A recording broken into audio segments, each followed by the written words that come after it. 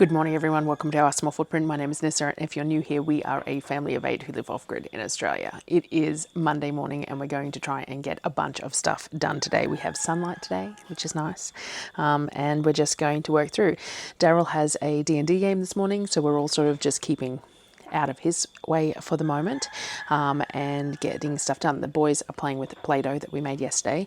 They would like some more colours. I'll see how I go. I'm actually really low on cream of tartare, but Darryl's going into town this afternoon, so he might be able to grab me some more then.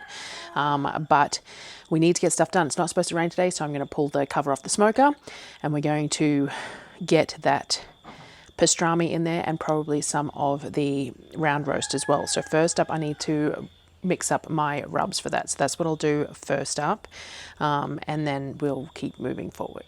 All right, so I've got all the stuff out that I planned to start with yesterday and didn't get around to. So we're going to get this done first.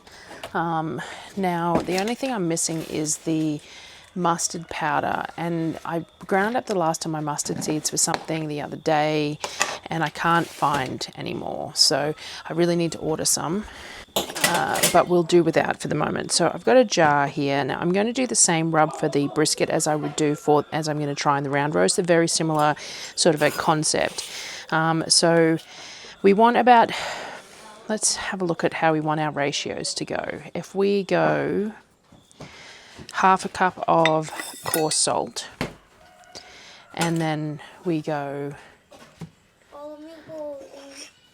very cool. Probably the same of pepper.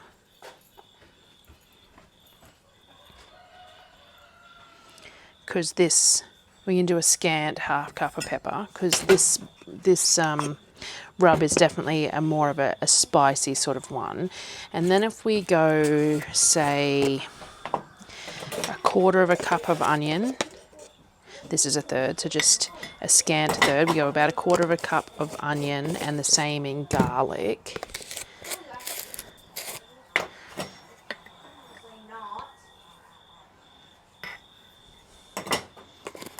And then say we go similar with paprika as well.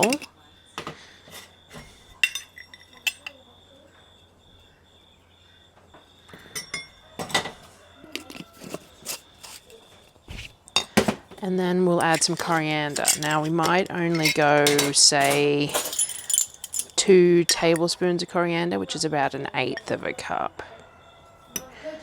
So half the amount of those things. Then we have the option of adding some brown sugar. I don't have any brown sugar at the moment because I haven't got any mixed up, and we are avoiding trying to add carbs, but at the same time a little bit of raw sugar, it just helps with rubs. So I'm just going to add a couple of tablespoons of that as well.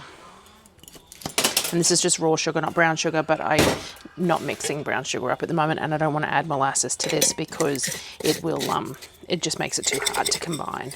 So pretty basic blend, but heaps and heaps of flavour. All right. So that's mixed up. So now I need to get the brisket out of the brine. So I'm going to get a board and get that sorted. All right, so actually I want to get the smoker started first. So give me a sec. All right, so I'm going to warm up the smoker, 225 Fahrenheit, 110-ish Celsius.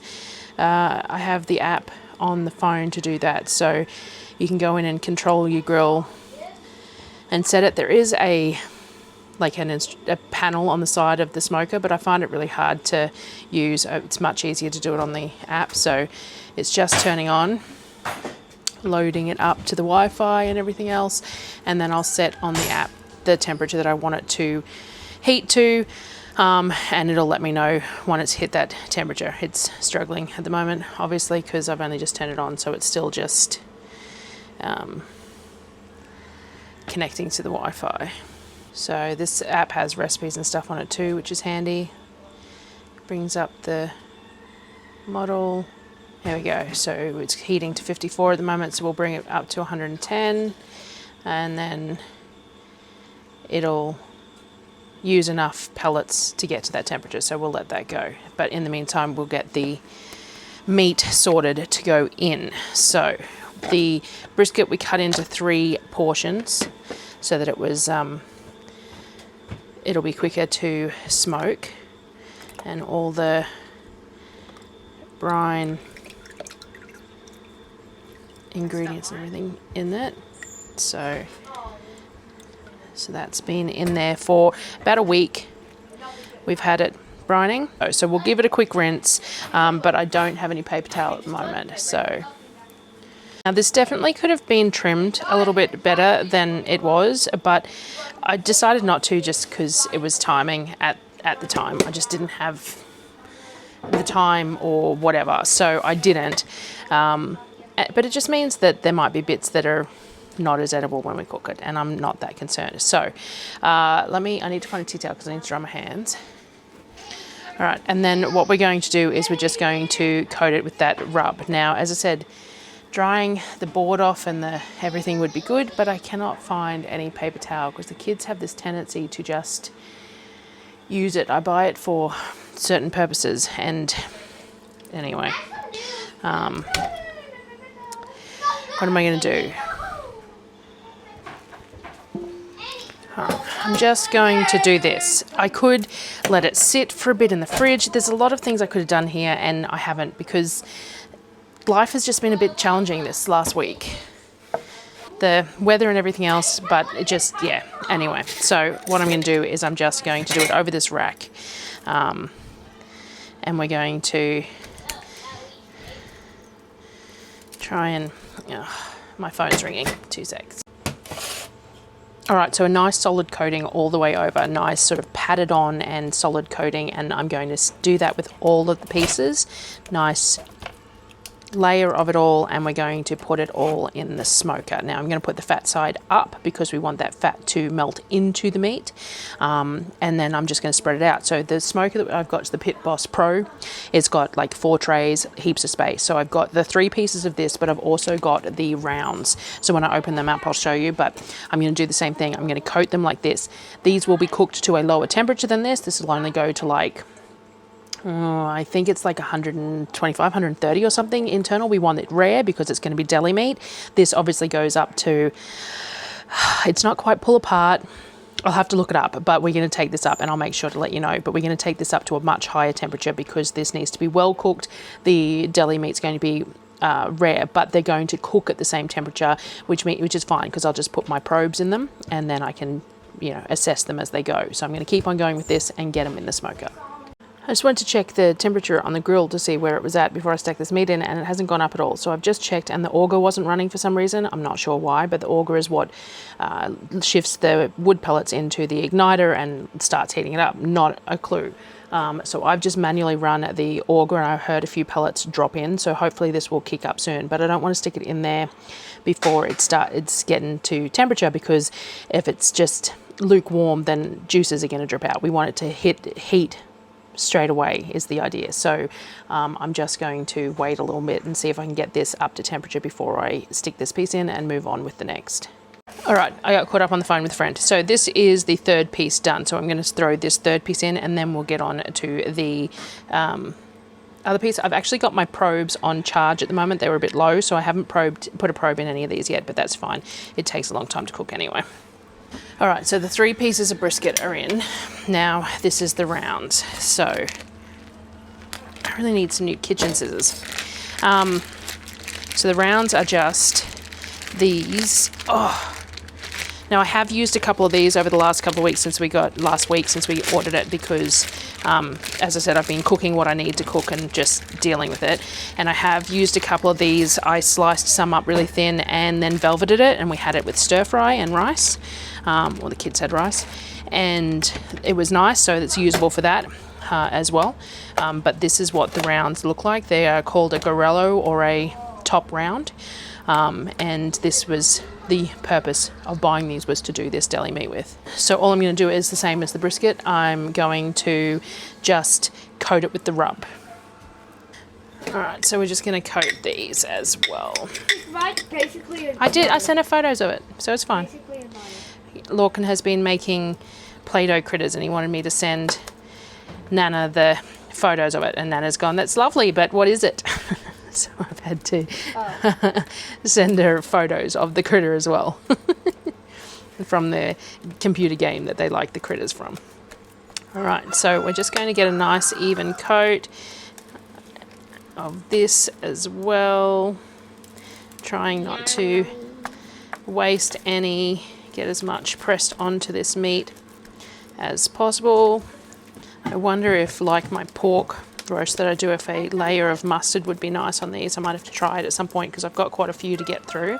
So this is the first try of making it like this, and then we might try some other ways of doing it as well over the time of using up them before I decide whether I wanted to buy more of these. So these were about $14 a kilo, which isn't excessive for beef, but isn't real cheap either. But if it works really well for this, so that it can be sliced really thin and can be used on sandwiches or on anything like that as cold meat, even just cold deli meat that Darryl can grab out of the fridge to eat as a snack, since he's doing carnivore at the moment, then it'll be worth the $14 a kilo.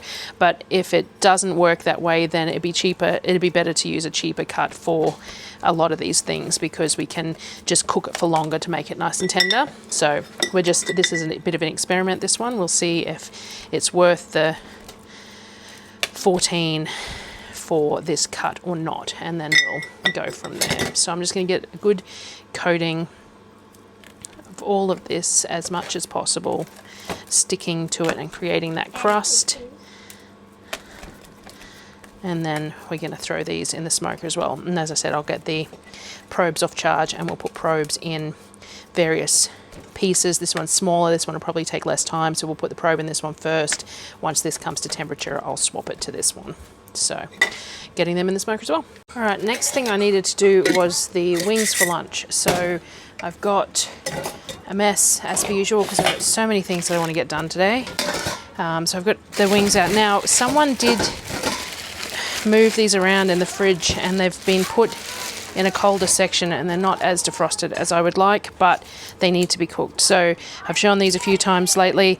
All I'm going to do is piece them into 3, and then I'll bring you back when I do the baking powder dredge, and then we'll get them in the oven, and this will be lunch today. So all 5 pieces of meat are in the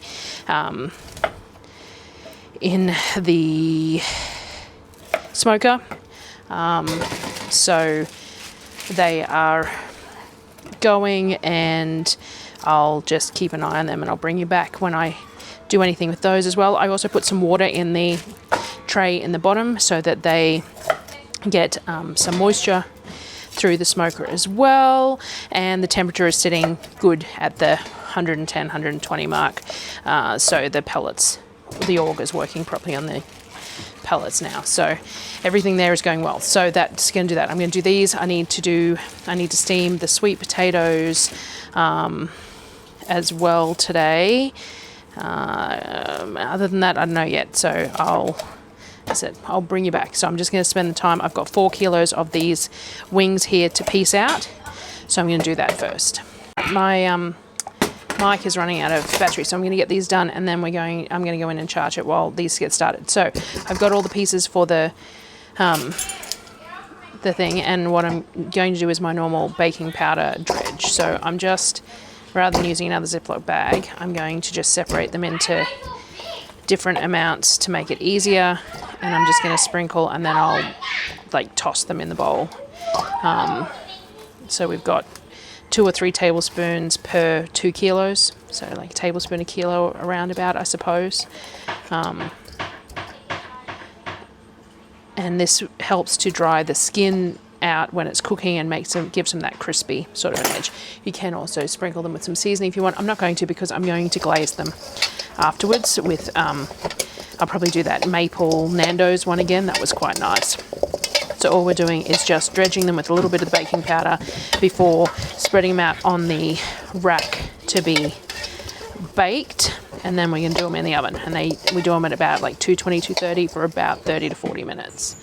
So just, as I said, running out of space everywhere here. So all I do is I put them out, skin up on these racks.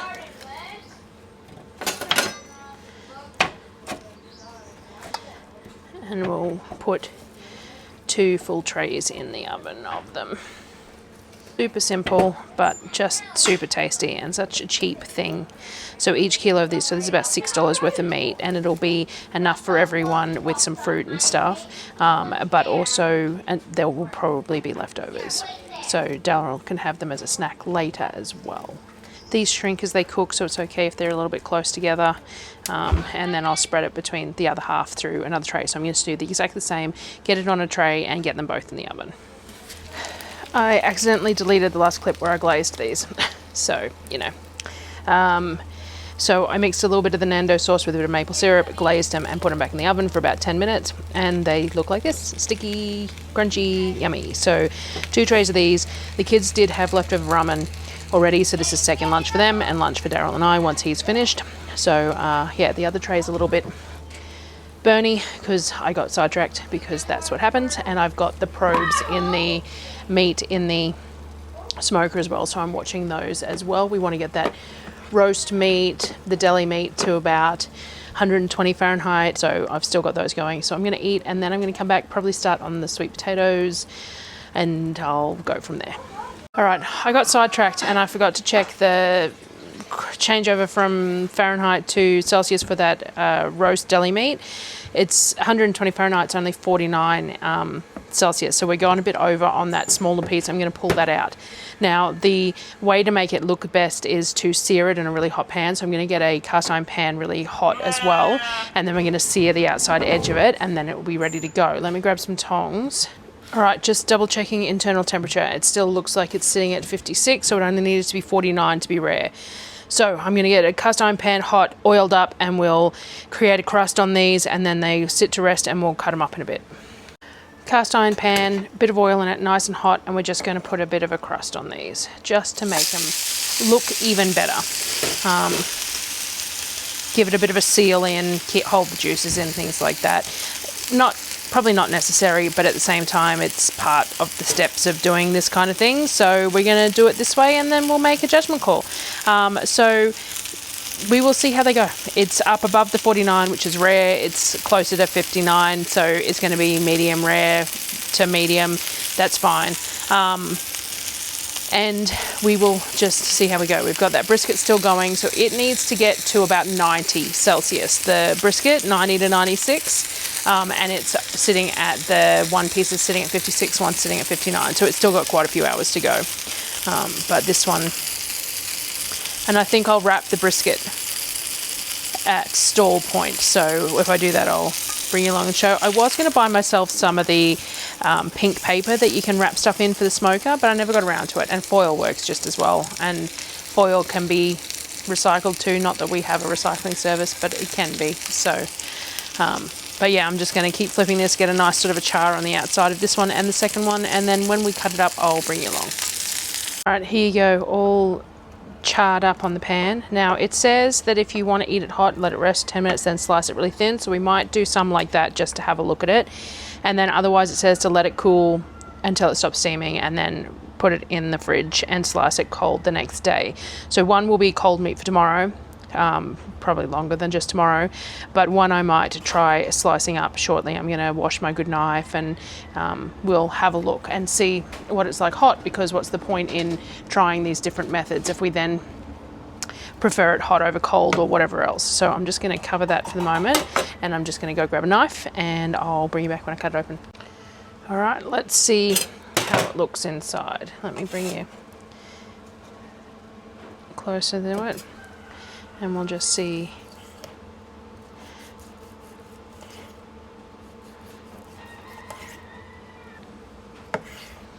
So we got these really floppy, gentle pieces of, and it's pretty pink still. So pinker the closer we get to the middle, I'm sure. Just pulls apart nicely. So good. It's just beef. It's just roast beef. Just smoked roast beef. but tasty and should be good for eating in a variety of different ways. So I'm going to cut some of this up so that Darryl can grab some when he comes back to try warm, and the rest I'm going to cover up and we will refrigerate, and we'll try slicing tomorrow and see what it's like sliced cold as well. I'd imagine that the inside of this one's a little bit more rare than this one because this is a smaller one, which is why I wanted to cut this one rather than that one, because it'll stop the cooking process. But yeah, I'm pretty happy with that. Good morning. It is Tuesday morning, and unfortunately my timing was way off with the pastrami yesterday, and by the time it was done it was like 9 o'clock at night. So I didn't film getting it out of the smoker, and we put it aside in foil to let it come up to temperature, and then we put it in the fridge. So this is what it looks like. It's delicious. It's pull apart, but as you can see, depending on whether there's caps and flats and things like that in it, the directionality of the grain on here is this way, but the directionality of grain on the bottom bit's that way. So you just have to spin it, cut it however you want and eat it. And I'm really lucky Darryl's not fussy. So this is what the pastrami looks like. Perfect cold meat, slightly spicy with that crust on it. Pink all the way through because I used the pink curing brine through it, and it's just, yeah, it's a lot of effort, but it's also really well worth it. So we're going to have some of this for lunch, and then I'm going to come back to the kitchen and actually get the stuff done that I should have done yesterday afternoon and didn't. This is one of the point pieces which shows the directionality of the grain a bit better because it's only the one layer. So you cut from the point backwards and you've got that cross grain point. So I just thought I'd mention that because we cut it into 3 different portions. I will have to spin it in certain spots to get the right cross grain for the benefit of texture. So just as a point of reference. And this is what can happen with the brine. So obviously this really thick bit here wasn't quite in the brine quite long enough, and you see that sort of grey spot in the middle. That's because the curing salt didn't quite make it to the middle of this particular section. Still perfectly edible, not an issue, purely aesthetic because we're not storing this long term. It's a short term, it's just we're using it just as cold meat. But if you were using something like this to store long term, you want that pink cure to go all the way through to preserve it, and it hasn't in this really thick point of that. All right, next thing I'm going to do is use up this one. Now, we did have 2 of these, but Apollo cooked dinner last night and he made some sweet potato chips out of the other one. So I'm just going to turn this one into, steam it to make into brownie at request of the kids. So that's what I'm going to do now, is just get this peeled and diced and then steamed. And then it'll need to chill for a bit before I can make the brownie. So I'll probably just throw it in the freezer for a little bit just to chill quickly, and in the meantime I'll make the almond butter to go with it as well. And now we know that the kids like sweet potato again, so next time there's sweet potato available we'll actually grab some, because yeah, I used to buy it all the time and it used to go to waste. Well, it didn't go to waste, the pigs love it, but it didn't get eaten by the children. So, and I just really don't like sweet potato. I don't like pumpkin either. So I used to cook it for them, but then they stopped eating it and that was a waste. So now we know, we'll buy it again. But yes, so they had it, Apollo made fried chips with it. So he did it in the vinegar water bath and stuff, and then fried it off in some vegetable oil, and they had like sweet potato chips. So he enjoyed doing that with, what did they have for dinner last night? Beef, the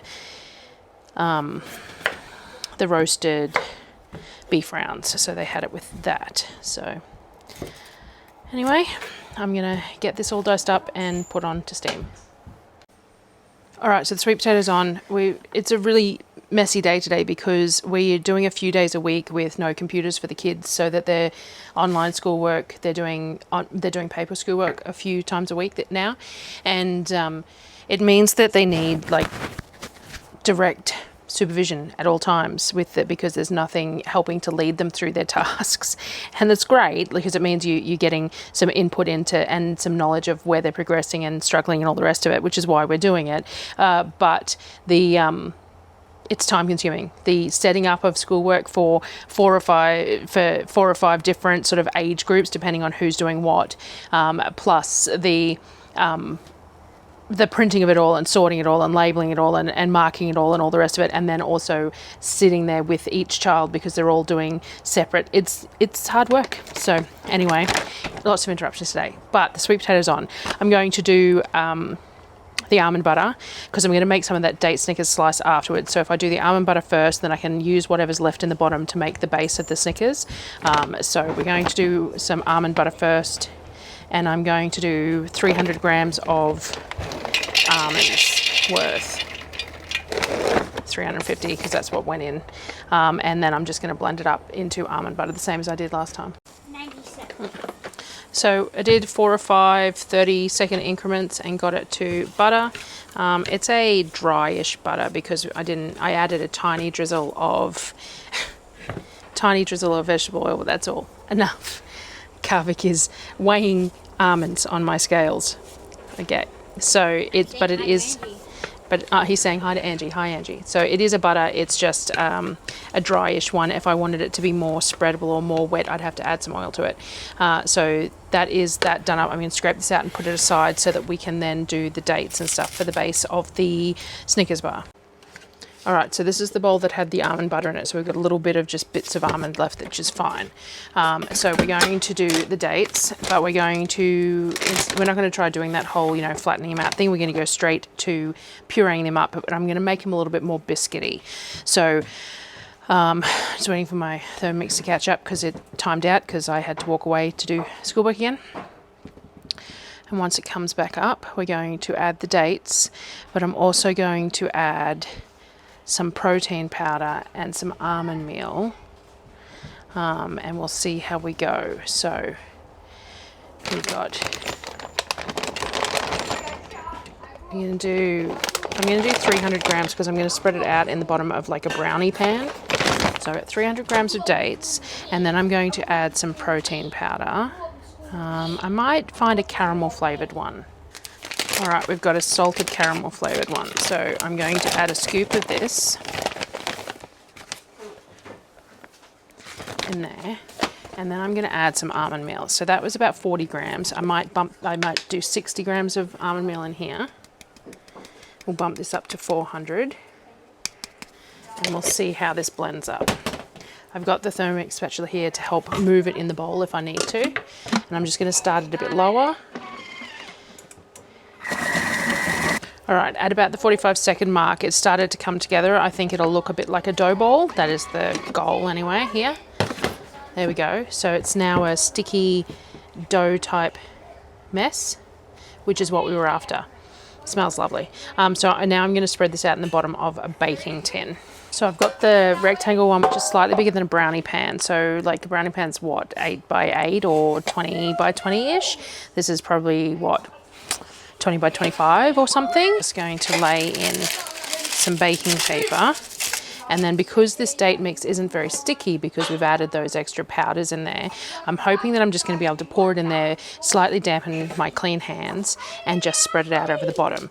I want it fairly thin, so that's why I'm thinking that we want this slightly larger pan and spread it out, but because it is sort of like a bark rather than a slice, though I am sort of turning it into a slice with the change. I don't know, it's not sticky, it's spreading out fine. Could use the bottom of a glass or something if you didn't want to use your hands, but I just washed my hands to do this with, so could possibly do with a bit more to spread it out nicely. I'm just going to wet my fingertips because the more I work it, the stickier it's getting. So the wet fingertips will stop it from sticking to my hands, and we'll see if we can spread it out all the way on this bottom of this tray. Or maybe it needs to go in a brownie tray. Maybe I'll bring this in a little bit and swap it out for one of the square brownie trays by the looks of it. And that might be a better ratio of base. So swap that out for the square one, and that seems like a good ratio. That was pretty much evenly spread all in the bottom. Nice base. So that 400 gram total works well for a brownie pan. All right. You could use a second sheet of baking paper to make it easier too. Or you could, and then a second tin if you wanted. Like, there's a few different methods. As I said, I washed my hands to do it, but some people don't like seeing hands on this sort of thing no matter what, and that's fine too. Your kitchen, your rules, whatever you're comfortable with in your kitchen, you do. This is how things work in mine. So that's a nice spread out base there. So now we're going to make the nut butter middle bit like we did last time. All right, so we've got the peanut butter. Now, last time we used 100 grams of peanut butter with a little bit of sweetener and some warm water. Now, I'm going to use, I didn't use a sweetener because I used the protein powder, and our protein powders are sweetened, the Macromic ones. So, and last time I managed to just mix it up in a bowl. So rather than using the Thermomix bowl again, I think I'm going to do the same thing. Right, so I've just got a bowl on the scales here. I'm just going to measure out. Now I'm going to bump the quantity up a little bit because I bumped the base up a little bit and I've spread it out more. So it was 100 last time. I think I'll go with 200 because I think you just can't really have too much of the filling, to be honest. Like it worked. So we've got 200 grams of peanut butter. Here. Oh, thank you. And then I'm just going to add the vanilla buttercream protein powder to this because we're not going to change the flavour. Though I do have peanut butter flavoured protein powders. A peanut butter cheesecake flavour even. So that would probably be quite nice to add to that flavour. So we're going to add a scoop of that and then a bit of warm water if needed. And we're just going to mix this up into a spreadable thing. Now I think I did use some warm water last time just to get it thin enough to make it easier. Also would have been easier in a different bowl, but this is what the kids brought me. So now the recipe adds a bit of liquid sweetener. As I said, I'm not adding liquid sweetener because my peanut butter has some sugar in it and so does the protein powder, but it does mean that it's not thinning out very well. So I'm actually just going to reboil that kettle because the water wasn't particularly warm to try and get it a bit thinner so that I don't damage the base when I'm trying to spread it on. So I'm just doing that at the moment. I keep on getting called away. So it was warm and it's not anymore because I got called away. So what I might end up doing, I don't want to add too much water to it. So what I might end up doing is I'm going to add some coconut cream and I might put it in a pot if I need to. This liquid might be enough just to get it thin enough to spread out. Otherwise, I might put it in a pot and warm it up a bit like a peanut sauce. But this looks like it's blending okay. This is why recipe testing goes so well in my household. I'm making a mess and that's definitely a lot softer, so I should be able to spread that out without too much hassle now, and it will just have that coconut cream added to it, which will help it set up anyway. All right, so I think it's smooth enough. I'm sort of over it now before I get interrupted again. So I'm just going to scrape this out on here and spread it out as much as I can, and I'm going to add those peanuts that I added last time and a little bit of the flaked salt. I found the flaked salt sort of didn't work in the chocolate layer, but I reckon it'll work in this layer. Now this should set up all right in the fridge, but this is, yeah, it's probably going to be more like a slice than a bark now that I've made all these changes, and we might be looking at something completely different to what the original recipe was that I made, which happens. You know, I make these recipes, they just don't work for me, so I adapt them and they end up completely different. And that's just the way it works. So we're going to spread that out fairly evenly on there, and I'm going to grab the peanuts. All right, we've got peanuts, and I'm going to put a nice solid layer of these in there because again we're looking to add protein, bulk, all of these things so that this treat becomes more than just a treat. a nice thick layer of those, and then I'm just pushing them into that peanut butter layer. I'm going to sprinkle a little bit of that flaked salt.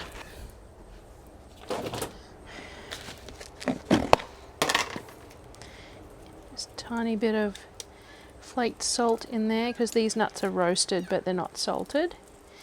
And then I'm going to put this in the fridge to set up while I get some chocolate melted. It's getting really late, but dinner's already sorted because there's all that beef that we'll use for dinner. So I'm going to quickly get these brownies in the oven, and they can have that warm for dessert, and the chocolate melted for the top of that date thing, and then I'll finish this out. So I've got my sweet potato. It's cool enough that it's not going to cook the eggs, which is the main thing. Now, last time I worked out that it was like 220 grams was a cup worth. So what I'm hoping here is that I can get the two, so we want a cup per brownie. So if we get 400 odd, so that's about the 430 mark. So that's 215 grams by 2. That will turn into mash, and then the almond butter ended up being 250 odd, which is probably less than what I ended up making because I should have done the extra almonds, because when the almonds are whole versus when they're almond butter, they're still going to weigh the same, aren't they? But anyway, let's see what we end up here. So we put 430 of the pumpkin. Let's take that back to 400. And we'll try some even numbers so that I can replicate this. So we've got 400 sweet potato. Let's see how much this ended up being.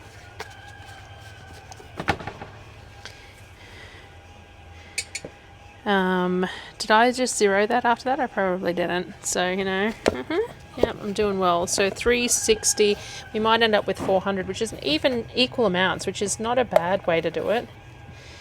So I'm going to say around about 350 to 400 of almond butter. Right, now I'm going to get 4 eggs for this. 4 eggs, as usual, I'm going to crack them into a separate container before adding them because they're eggs from our chickens. So 400, 4 eggs. It's not a bad sort of a thing. I do think that the children have finished the maple syrup this morning when they had pancake bake, though. I will double check, but I think that they finished it. No, it must have been a previous jug, and this is a newer one out. So we'll do, say, 150 grams per, we want about half cup, so we'll do, say, 150 grams per batch. So we want about 300 grams of maple syrup. We'll see.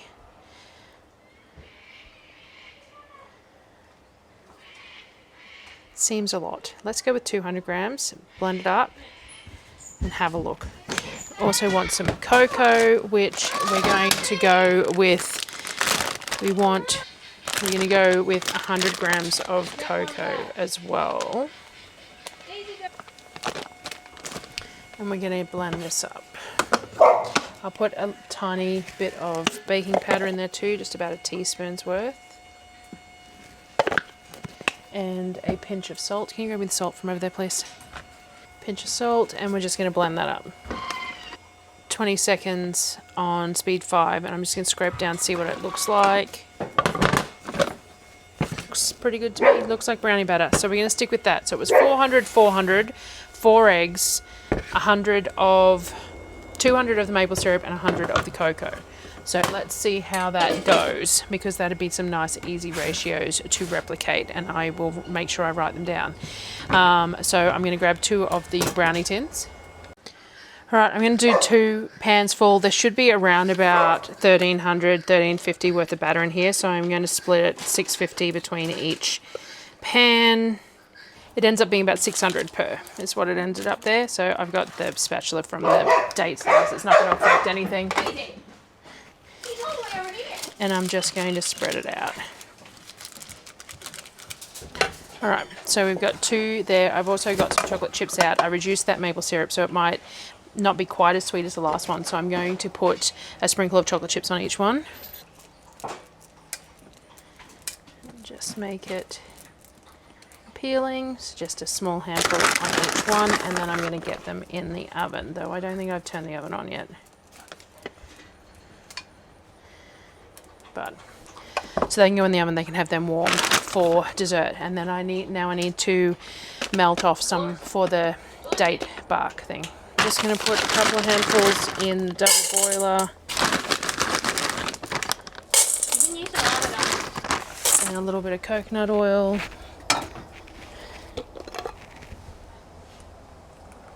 And then we're going to melt these up for those Snickers bars too. Just thought I'd slice up some of the deli meat now that it's cold to show you. I didn't realise that a whole one got eaten, mind you. But to show you what it looks like sliced cold. So this was the one that wasn't brined, it was just seasoned and smoked to a medium rare. And then usable as a deli meat. If I had a meat slicer I could get it even thinner, but the meat slicer that I bought, the Aldi one's really shocking, it really doesn't work very well. So, but this is what it looks like as cold deli meat. Lovely and tender, and that's how it turned out. Let me try it. I ended up moving it back to the elongated pan because I needed the other ones for the brownies, but that's fine because we're just putting the chocolate on top. So the chocolate has melted on the double boiler, and now I'm just going to drizzle it over the top.